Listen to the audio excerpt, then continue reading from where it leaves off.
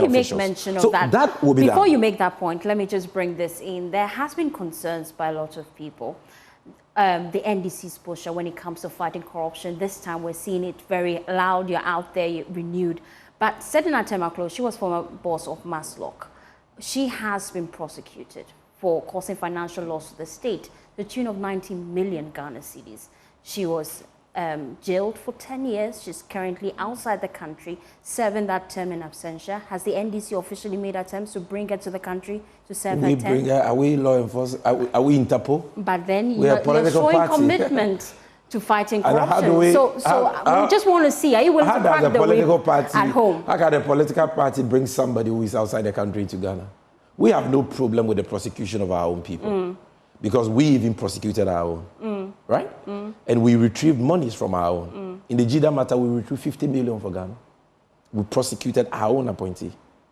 It pains me all the time. Anytime I have to make reference to that. We did that, so we don't have any problem. So if this government thinks that somebody has done something wrong and they prosecute them, just that in the case of Sedinam, she didn't get the opportunity to be heard. That is the only thing. I would have loved it if she had a hearing. Okay, that is the only unfortunate. I would have really loved it if, because you can't judge a man on head. Yeah. So even though the court was of the opinion that she waived that right, I think that maybe if she had been heard, the verdict might have been different. But that we will leave the due process and the legal processes to resolve that. But John Mahama's commitment to the fight against corruption is unquestionable, is unassailable. There's a man who even asks a deputy minister in his government to resign, not for engaging in any act of corruption, but for merely dreaming of making $1 million, merely dreaming about it and talking about it in a casual manner with a friend. You understand? That is how high the standard of the fight against corruption was under him. He served this nation in many roles. I'm talking about John Mahama. Yet not a scintilla of evidence of wrongdoing has been established against him. In spite of all the lies they heaped on him today, he's been vindicated by God and posterity. And he remains squeaky clean. He remains incorruptible. So he's been tried and tested, and therefore he can prosecute others because he himself has been investigated and he's been cleared in the Airbus matter. And he's gone through the fire of accountability and he's come out unscathed. And so he can take his appointees and the MPP.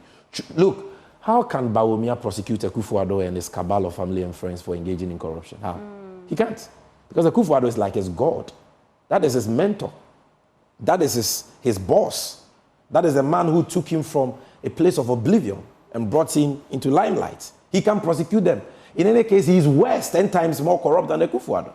And he's a beneficiary of all the shady deals. So his hands are dirty. How can he fight corruption? That is why John Mahama says a vote for Bawumia is a 13 vote for Akufo-Addo. A vote for Bawumia is an expression of your satisfaction with the ongoing state capture and corruption. A vote for Bawumia is a vote to shield wrongdoers and corrupt people, to get away with their crimes and to go and enjoy their loot. The only way we can see prosecutions, we can see retrieval of stolen funds is when you vote for John Mahama, for him to come and implement oral Operation Recover All Loot.